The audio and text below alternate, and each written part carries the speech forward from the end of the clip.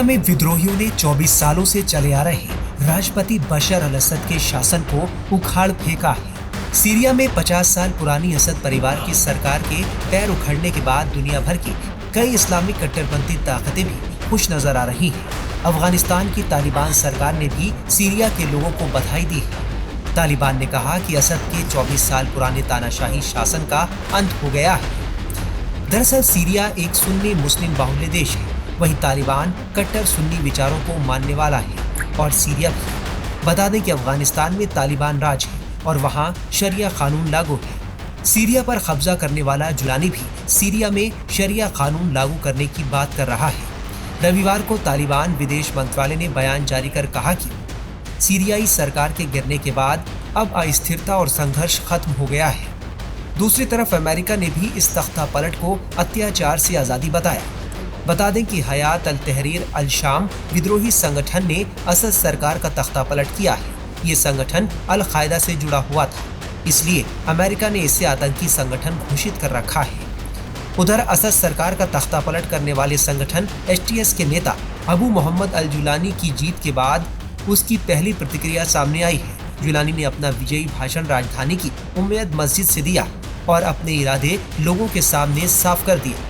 रविवार को अपने विद्रोही समूह हयात तहरीर अल शाम के राजधानी पर कब्जा करने के कुछ ही घंटों के बाद दमिश्क पहुंचे जुलानी ने उम्मयद मस्जिद में अपनी स्पीच दी। जुलानी ने ऐलान किया कि विद्रोहियों ने अत्याचारी बशर अल असद की सरकार को गिरा दिया है।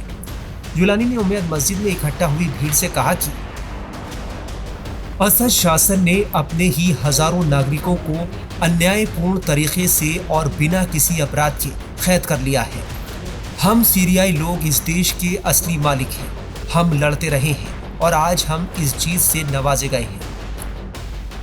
वहीं 2016 में अल कायदा से नाता तोड़ने के बाद से जुलानी ने खुद को ज्यादा उदारवादी नेता के रूप में पेश किया है। अमेरिका और बाकी पश्चिमी देश अब भी HTS को एक आतंकी संगठन मानते हैं। जुलानी पर अमेरिका ने $10 मिलियन अमेरिकी डॉलर का इनाम घोषित कर रखा है। कई कारण हैं। 2011 से वहाँ पे एक तरह से देखा जाए तो गृह युद्ध चल रहा था।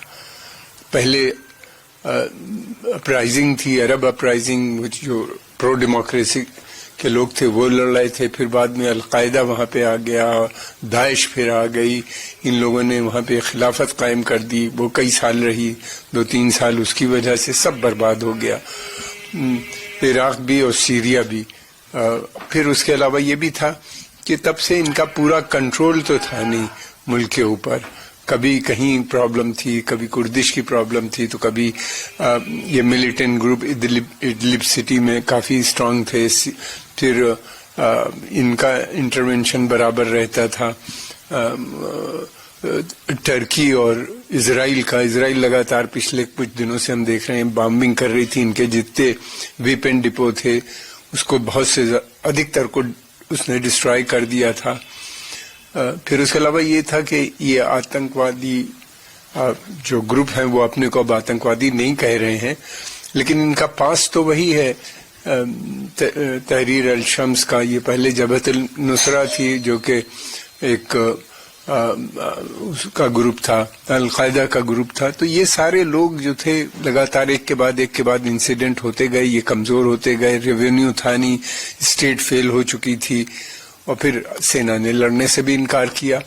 अधिकतर लोगों ने उनको लगा कि वो सेना अपने ही लोगों को मार रही है, तो वो उसमें डिसर्शन शुरू हो गया और उनका पतन हो गया। जुलानी ने सीरिया के लोगों से कहा कि एक नया सीरिया बनाने के लिए कड़ी मेहनत करनी होगी, जो इस्लामी राष्ट्र के लिए प्रकाश स्तंभ होगा। बता दें कि सीरिया में असद सरकार का तख्तापलट ईरान के लिए बड़ा झटका माना जा रहा है, क्योंकि असद को ईरान का समर्थन रहा है। अगर ये आतंकवादी ग्रुप इराक में आते हैं तो मैं समझता हूँ कि कोई खतरा बन सकता है। और वहाँ पे तेल की सप्लाई है, वहाँ पे एक दोबारा से अराजकता फैलती है, तो वो एक खतरे का विषय बन सकता है। और अगर ये सीरिया के अंदर सीमित रहते हैं और वहीं पे इनके आपस में झगड़े होते हैं या एक स्टेबल गवर्नमेंट बनाते हैं, तो इमीडिएट इतना खतरा नहीं होगा भारत को। हाँ, इससे पहले की जो हुकूमत थी वो सेकुलरिज्म पे विश्वास था उसका, हालांकि थे वो भी काफी डिक्टेटोरियल रिजीम थी, तानाशाह की तरह काम करते थे। अब देखना यह है, लगता ऐसा है कि एक तानाशाह को दूसरा तानाशाह तो कहीं रिप्लेस नहीं कर रहा, इस बात का खतरा जरूर नजर आता है। सर, बात करें अमेरिका के डोनाल्ड ट्रंप की, ट्रंप के बयान पे हमारी लड़ाई नहीं है, यहाँ से अंतर्राष्ट्रीय प्रधानमंत्री जीत जा सकती है। देखिए, ये ट्रंप साहब को कोई जरूरत नहीं लड़ने की, उनका काम मैं समझता हूं कि जो संगठन थे वहां के ऊपर, तहरीर अल शम्स जिसने बशर अल असद को हटाया है सत्ता से, उन्हीं ने कर दिया।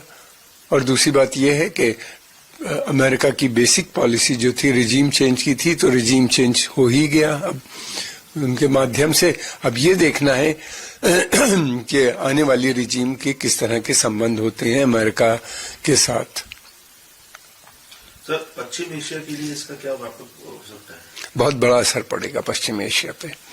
पश्चिम एशिया पे एक तो असर इसका सबसे ज्यादा पड़ेगा कि इराक के ऊपर सबसे ज्यादा, इराक बिल्कुल इसके बॉर्डर इस पे मिलते हैं, और दूसरी तरफ लेबनान के ऊपर बॉर्डर पर के ऊपर असर पड़ेगा।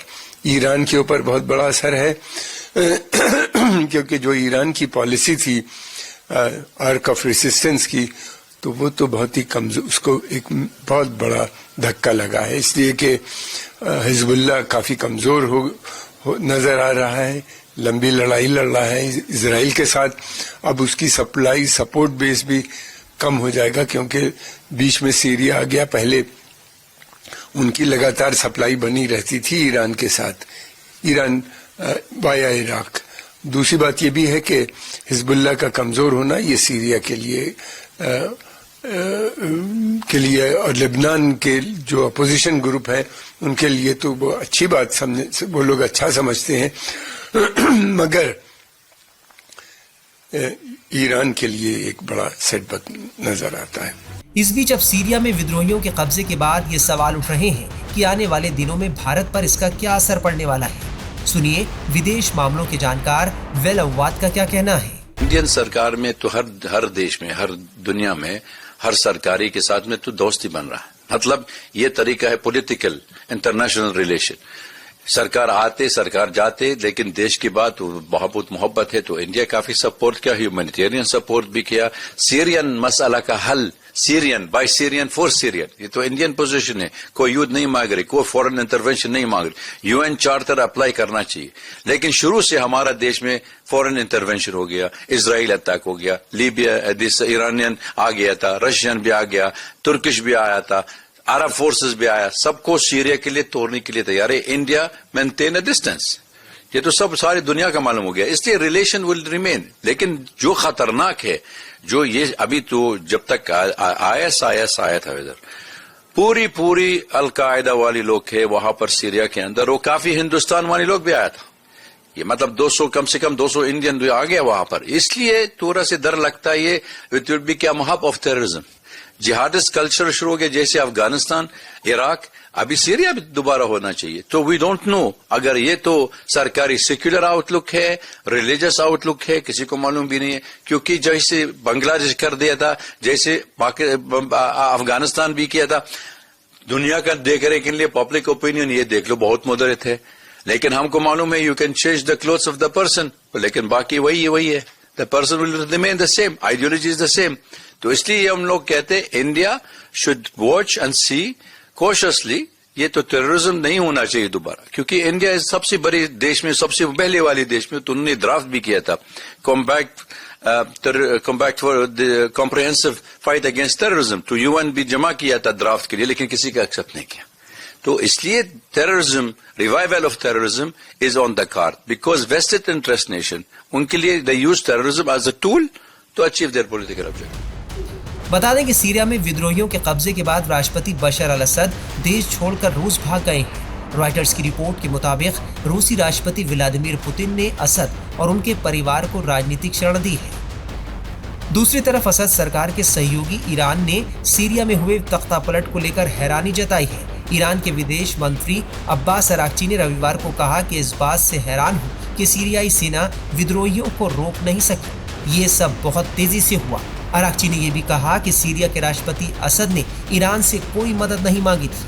वहीं भारत भी सीरिया के हालात पर नजर बनाए हुए है।